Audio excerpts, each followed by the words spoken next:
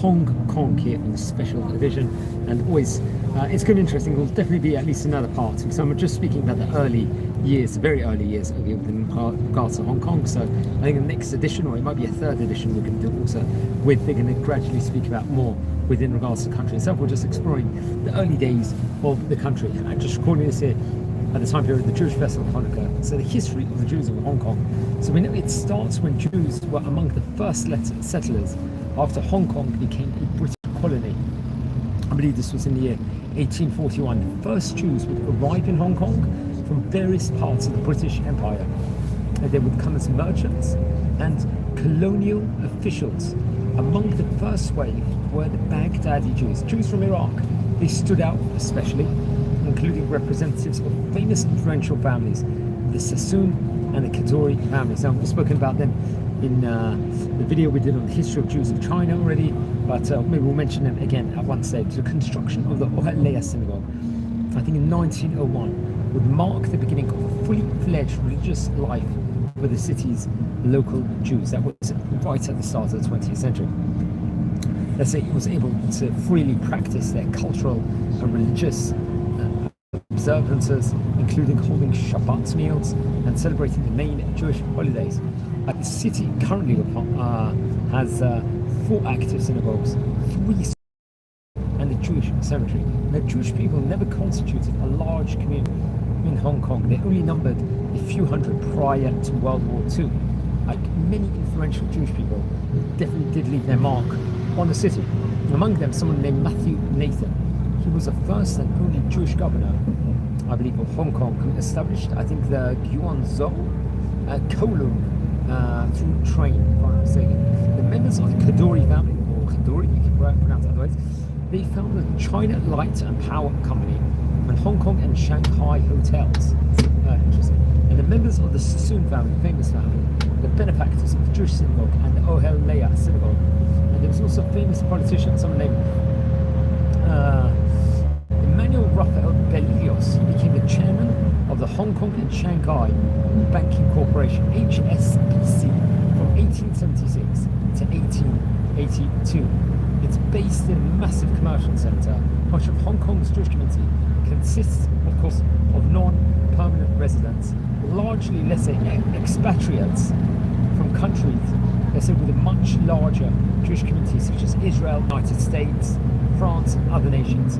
I think it's reported over in the year 2019, if I'm not mistaken, Hong Kong had about 5,000 Jewish residents, belonging, let's just say, from all denominations in the Jewish spectrum, respectively. Let's explore a bit within regards to the history of the country over here. Now, anyone tuning in live, welcome to our channel. Jews were one of the first settlers in Hong Kong after it became a British colony in 1841. From 1842, Baghdadi Jews from India, the Middle East, I think from southern China, if I'm not mistaken, and the smaller population of Sephardim and Ashkenazim from Britain, Europe, India, and other places began immigrating to Hong Kong. I think the first settler was Baghdadi merchant, someone named Elias David Sassoon. He lived between 1820 to 1880. He was the son of the powerful Mumbai businessman David Sassoon, who lived between 1792 to 1864, and he would open an office, I believe, in Canton. This was in the year 1844. This included the interests, let's say, of trading house David Sassoon Sons and Co., which we spoke about before. I think in the Chinese market there was. Now, David Sassoon and Sons and Co. would open a branch in Hong Kong in the year 1857 after moving their operations from Canton to Hong Kong. And I believe the E.D. Sassoon & Co. opened its branch in 1867. The opening, let's say, of 2 Sassoon-owned businesses in Hong Kong resulted in increased migration of Baghdadis to, let's say, at that point in time, to, if I'm not mistaken, to Hong Kong. I think a permanent Jewish community formed in Hong Kong in the 1850s. The social life of the community revolved around the homes of the wealthy Baghdadi families of Sassoon and Kadoorie. And if I'm not mistaken, there was another family of Baghdadi Jews whose interests extended far beyond the colony. These families hired mainly, let's say, Jewish employees in their trading firms. which encouraged the influx of new Baghdadi and Mumbai Jews to Hong Kong at that point in time. Now, more can be said. I think it was in the year 1855, a Jewish cemetery was established in the Happy Valley area after one of David's Sassoon sons, someone named Reuben Sassoon, asked for a 999-year lease from the Hong Kong government. The first synagogue was opened by the Sassoons in 1870 in one of the, I think, tenement houses of Hollywood Road. It was built in 1882 and it would be replaced by a new synagogue. In 1884, David Sassoon's grandson, someone named Mayor Elias Sassoon, together with the latter's brother, Edward Elias Sassoon, who we spoke about in the China video, which I recommend everyone to watch over there. I think their brother, latter's brother, and the uncle, I think, was Frederick David Sassoon, assumed the role of trustees. The synagogue was named the Ohel Leah in honor of Leah Elias Sassoon, Edward and Mayor's mother. And I think in the 1880s there would be a wave of Ashkenazi Jews who would be fleeing the Russian pogroms, and obviously, unfortunately, there was anti-Semitism, as we know, all throughout Jewish history, and they would flee at that stage in time. And so, very interesting. And I think in 1882 there was 60 Sephardic residents in Hong Kong, and by I think Ashkenazim were much more. There was already 22 at least at that point in time, and it was also increasing. And by 1897, the Jewish community consisted of 52 men, 25 women, 26 girls, 14 boys reported over. I'm not too sure who recorded the census of it. Anyone tuning in live, we're exploring the Jewish history of the country, of the area of Hong Kong. So welcome to our community. And please don't forget to subscribe to the channel now and join over there, as we've got fantastic content. Now, in the second half of the 19th century, Mr. Elias David Sassoon was the most influential figure in the Hong Kong Jewish community. He led the operations of the David Sassoon and Co. trading house in China and Japan. He also controlled shipments, I believe, of Indian opium at that stage in time, which was, remember, opium, it was a prominent, let's just say very prominent trading and amongst the Sassoon family in of itself. So hence it would gather their businesses. And that was called Indian opium, so if I'm not mistaken of it. So that's very interesting. And I think there was ties from other countries also, if I'm not mistaken.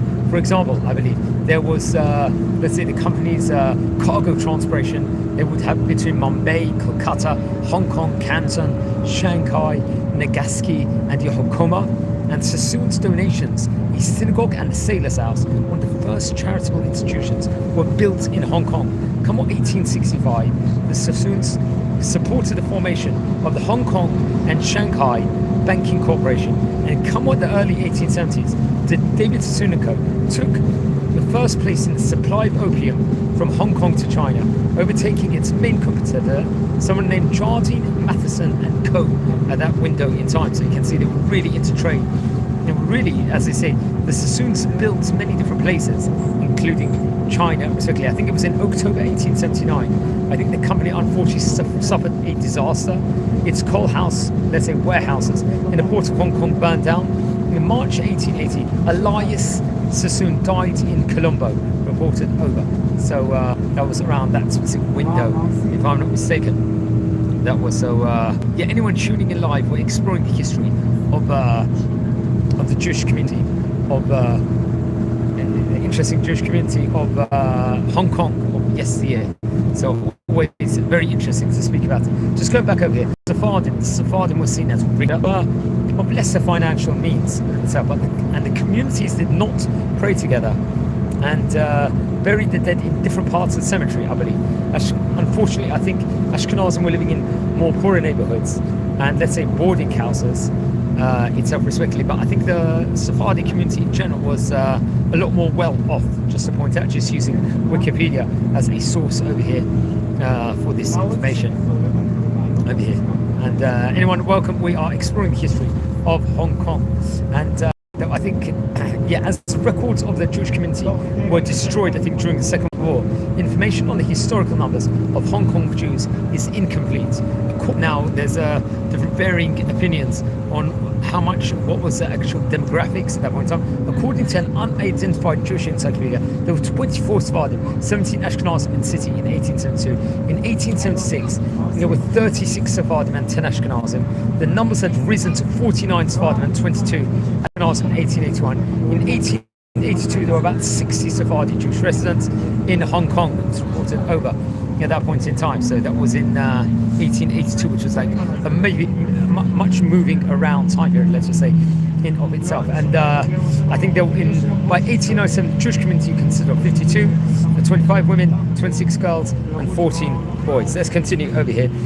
We talked about the second half of the century, how there would be trade done in Shanghai, Nagaskia, and Yokohama. And what's interesting is, I think it was also we're speaking about the topic of the trade, how they got about trading and doing so many things. The Sassoons' donations, the synagogue at the Sailor's House was created. 1865, the Sassoons supported the formation of the HSBC Banking Corporation over there, which is overtook Jardine Matheson and Co.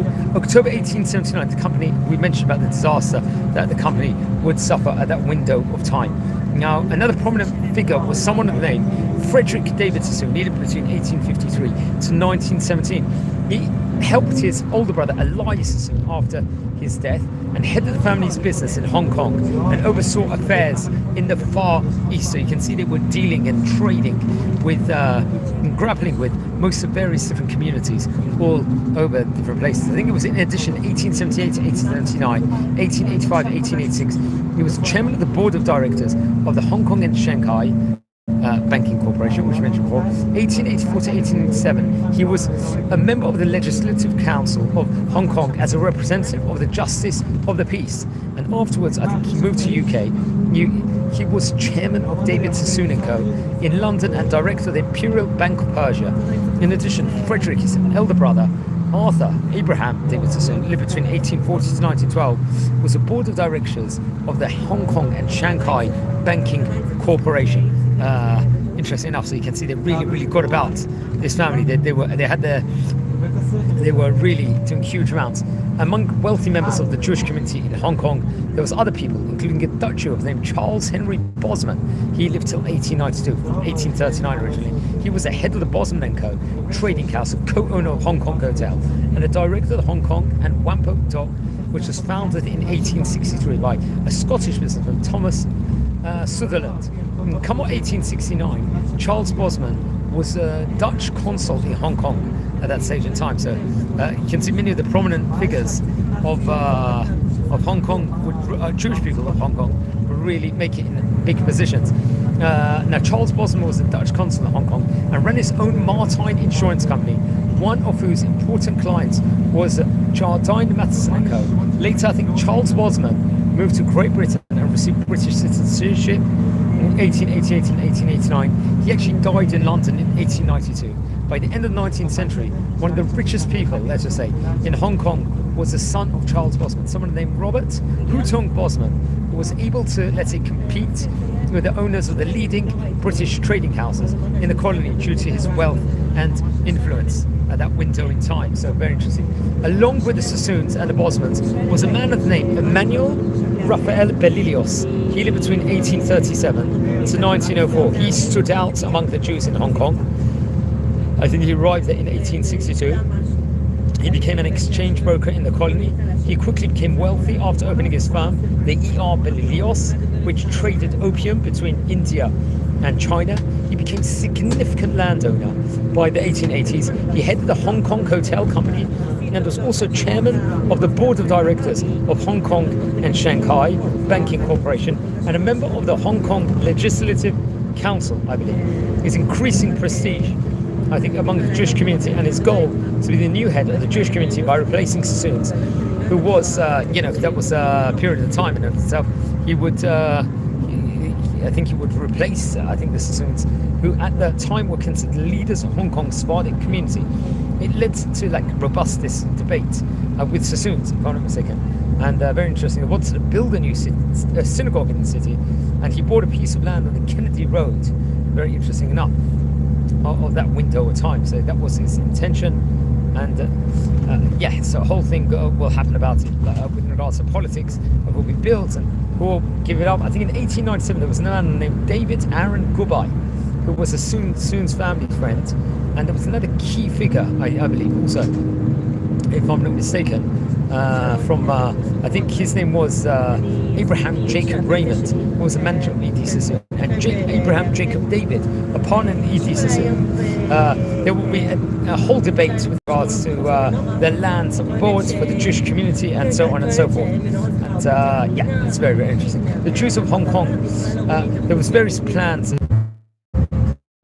Hi, shalom, everyone tuning in live. We're exploring the of the Hong Kong Jewish community of Emmanuel Raphael Berlioz, and in regards to his history himself. He lived between the years 1830 November.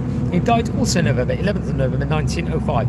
He was a banker, he was an opium dealer, he was a philanthropist, a businessman. He was actually born in Calcutta in British India and active very much in Hong Kong. His father was Raphael Emmanuel Berlioz and was a member of the Jewish Venetian family of Sephardic origin.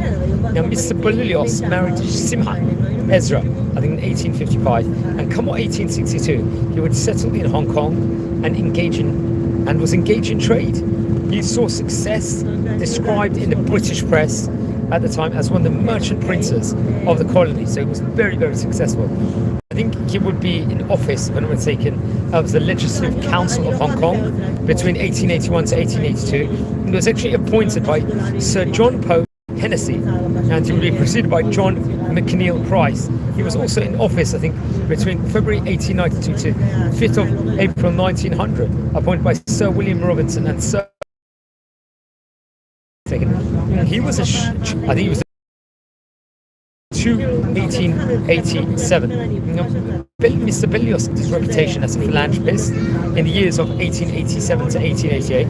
He gave 2 annual scholarships valued at $60 to the students of Hong Kong College of Medicine for Chinese and studied at Alice Memorial Hospital.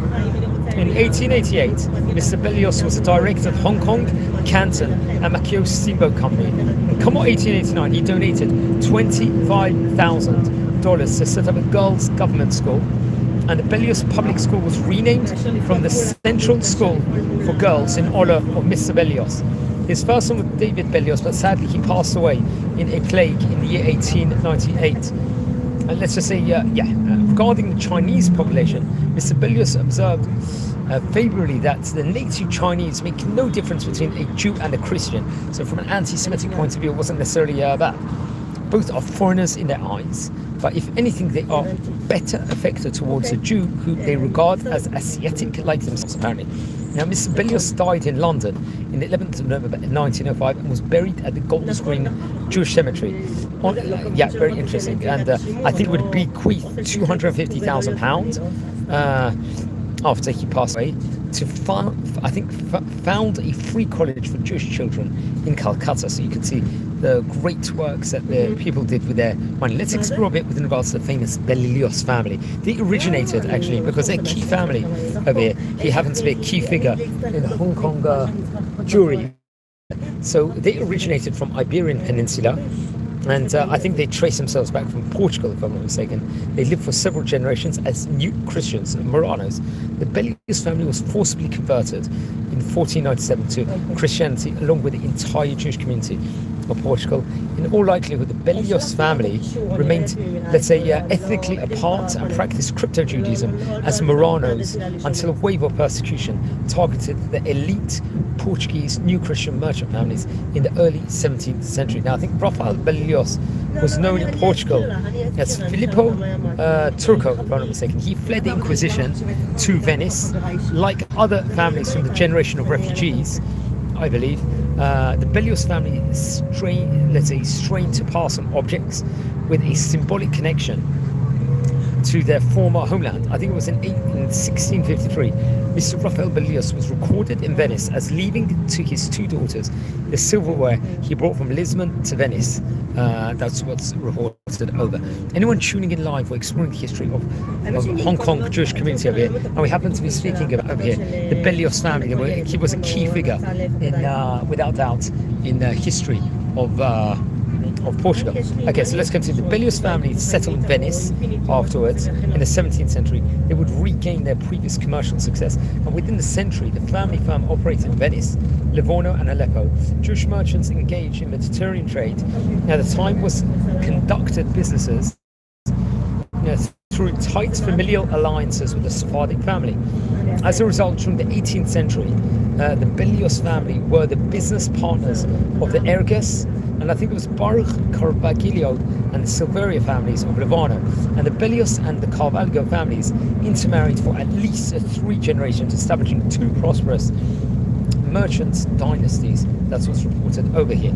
The Bellius family, like many other Sephardic Jews, were operating out of Livorno, positioned themselves as essential merchants and brokers in the booming trade of coral and diamonds coming from the Indian Ocean.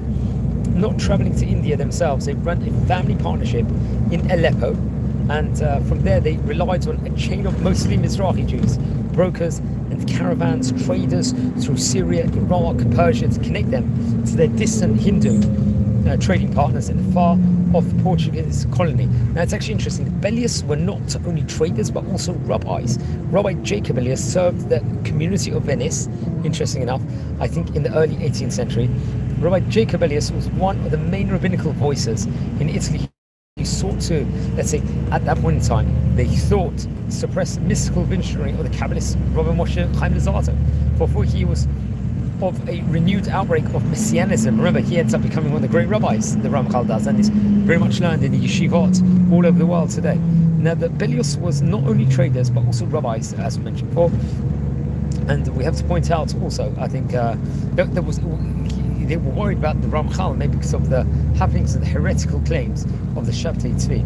Now, in the 1730s, the Venetian Jewish community were afflicted by profound financial crisis, and records show in 1737 to 1738 was sent on a mission with a fellow member of the community to seek, let's say, assistance from flourishing Spanish-Portuguese Jewish congregations in London and Amsterdam at that point in time. I think it was a downtime, you could say. There was that window of time. They have encouraged members of the family to settle permanently on Aleppo. The branch of Bellius family, which established itself, and the branch of the family firm, I think in Aleppo, was one of, let's say, the cultural Sephardic families known as the Livornese Jews under the protection of the French crown. I think it was in 1744 when Isaac Bellius is recorded as having, killed a Muslim caravan conductor. He was tried by the French consul. These privileges caused friction within the Jewish community of long-established and Ladino-speaking Sephardic Jewish families and Arabic-speaking Syrian Jews. The Livornese Jewish Aleppo were known as signors, or let's just say, Francos, by these poorer Eastern Sephardic, who were Jews long-established in the Ottoman Empire. I think these families spoke Spanish, Portuguese, French, and Italian, rather than Ladino. And Arabic was basic at its best, let's just say, in of itself. So very, very interesting. I think there was also a cultural divide with the older Sephardic family. The Livornese, let's say, families such as Bellius were known in Aleppo to follow European customs when it came to dress. And this included wearing wigs, hats, and contravening rabbinic ordinances when clean-shaven. Like the other Western Sephardim, the Bellius kept themselves apart, at least initially, let's say, from the poorer Eastern Sephardim or the Arabic-speaking Jews of Baghdad and Persia. They traded with them. However, during the 18th century, the Aleppo branch of the Bellius family was brought into even closer trading relations. Yes, sorry about that. The connection just went over there. Anyone on the channel at the moment, welcome to our community over here. And yeah, very, very interesting. Very interesting. So welcome everyone.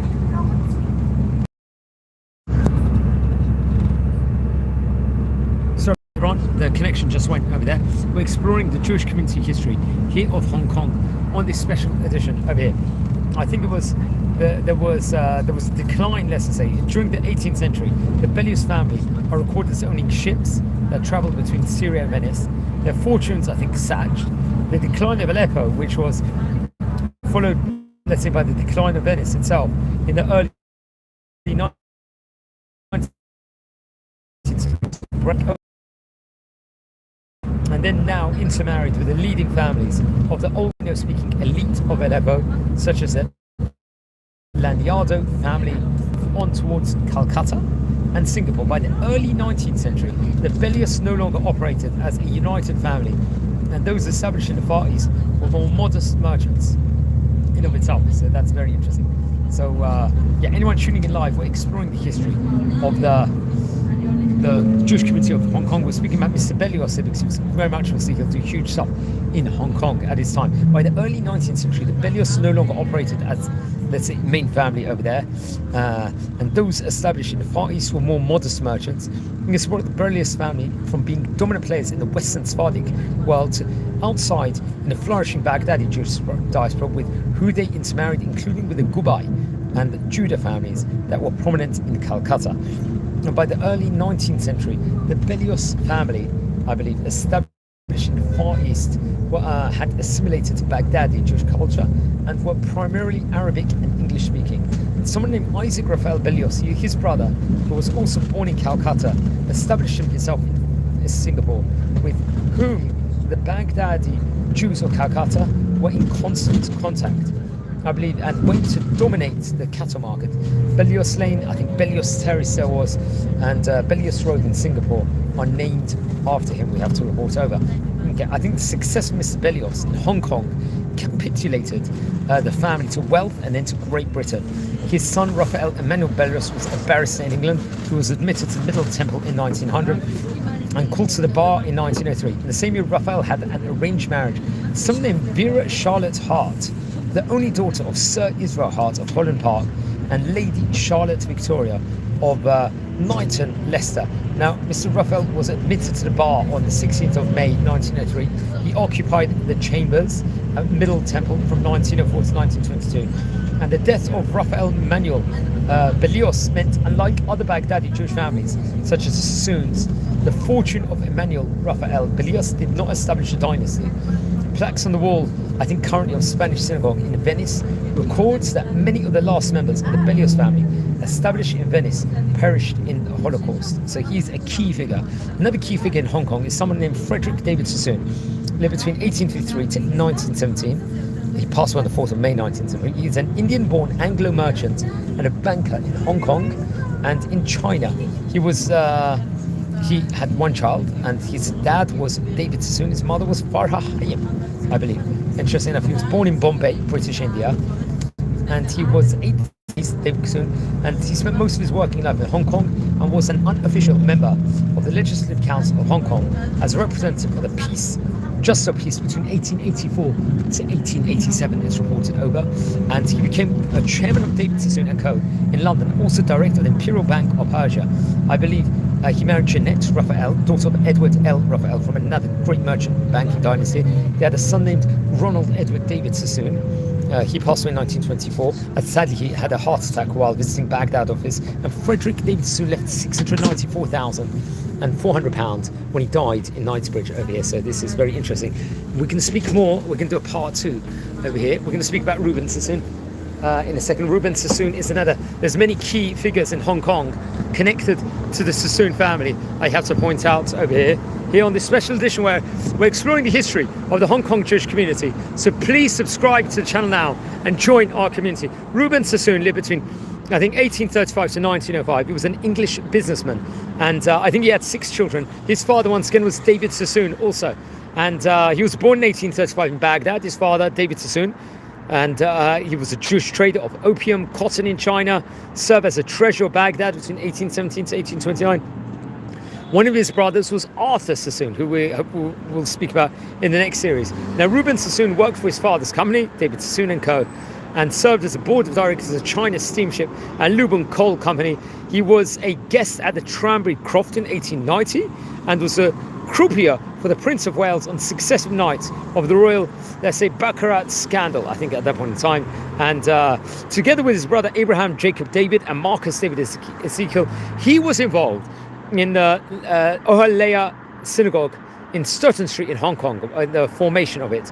He acquired ritual objects from Levi Salomons, the famous British financer also, if I'm not mistaken, so that was very prominent, and had a huge collection as a family brought back with him. He got married to Catherine Sassoon, and they resided at Queen's Gardens, now I think in Brighton and Hove, East Sussex. They had 6 children. He died in 1905. His wife died a year later in 1906, and I think he was buried in Miles End in London. So yeah, it's just a short synopsis over here, friends, of the Jewish community history of Hong Kong. Remember, we will do a part 2 with regards to this. This is just within regards to early years, really mostly pre-20th century, and we the plan is to speak more on this specific topic about it might be a 2 or 3 part series, so I don't know if we'll be able to do everything in the next part. We'll see if we can, but a lot of information to give over. Remember, we already recorded a video about the Jewish community history of Japan and China also we did, so this is like now another part into itself, you could say, inside the series, where we've spoken about Hong Kong. Over here we're in Jewish festival Hanukkah, and if you look at the channel at time recording, we recorded a lot of Torah videos today, content within regards to traveling around Jerusalem, which I recommend everyone to watch at a later stage. And everyone, if you haven't subscribed yet to this community, please subscribe to the channel now and join. We've got fantastic content over here. We don't just record historic videos of different countries from across the world, the Jewish communities in itself. We explore the history of great rabbis of yesteryear, great Jewish personalities of yesteryear also. That's a major project that we're working on. We tour all over Israel. We have an interesting rabbinic personality every single day, sharing over a burst of wisdom for Am Yisrael also, and we do huge amounts of things. So everyone, welcome. I think on this note, wishing you all a fantastic day, and at the moment, Chag Sameach. We are in the Jewish festival of Hanukkah, the festival of lights, also known as a very, very joyous time. I'm wishing you well. Thank you very much for watching, and take care.